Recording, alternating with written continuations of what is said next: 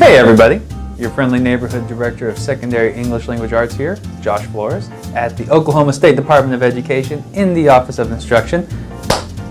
And today, we're going to talk about narratives. More specifically, we're going to go over some of the key elements to consider when preparing for the 8th grade writing assessment in case it is a narrative response.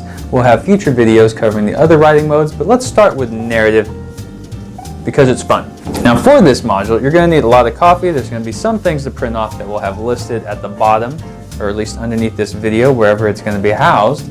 And we are going to break it up into 4 chapters, essentially, where we focus on the elements of the prompt, the elements of the rubric to assess the writing, and elements of reading, really just reading strategies that are specific to this type of response, and of course elements of creating a story in order to include all the requirements listed here.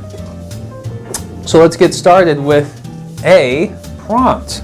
Now specifically, we're going to take a close look at the practice prompt available at the Oklahoma State Department Assessment Materials page. It's that prompt about like the railroads. Trains are awesome. Now when we look at it closely, there's really 4 components of the writing prompt. There is the part that identifies the mode. There is the part that identifies the task. It's like a specific verb, so it tells the student like really precisely how to respond, not just the mode to which to respond, but its format in which to respond to.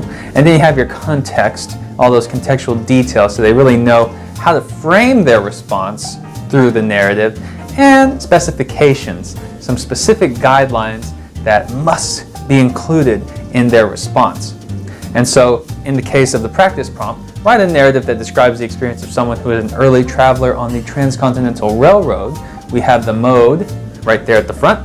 Write a narrative, and we are going to focus on descriptive detail because that's what the task highlights, is that we are going to describe. And the context for it, this kind of tells us how we're going to build a setting, and our characters revolve all around being an early traveler on the Transcontinental Railroad. So we got our narrator / character and our setting contained in the context.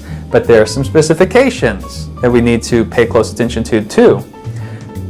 Your writing should include a description of the railroad line, 1, and 2, as well as the character's feelings about traveling on the line. And of course 3, use information from both passages. Sounds easy enough, so let's list that out so we have a clear understanding, and maybe it's easier to digest when you have all those requirements listed out.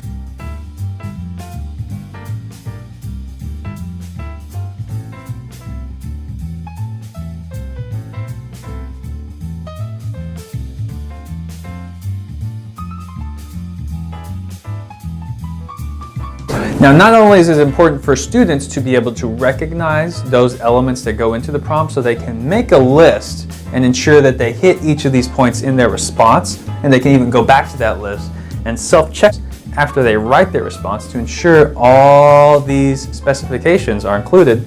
But as teachers, it's important to understand and recognize all of these elements so we can create our own practice prompt. Now, another option for creating a prompt is to check out this great resource provided by ldc.org, or the Literacy Design Collaborative, which are just templates for creating rich writing tasks for the narrative mode, but also they have templates for expository and argumentative modes.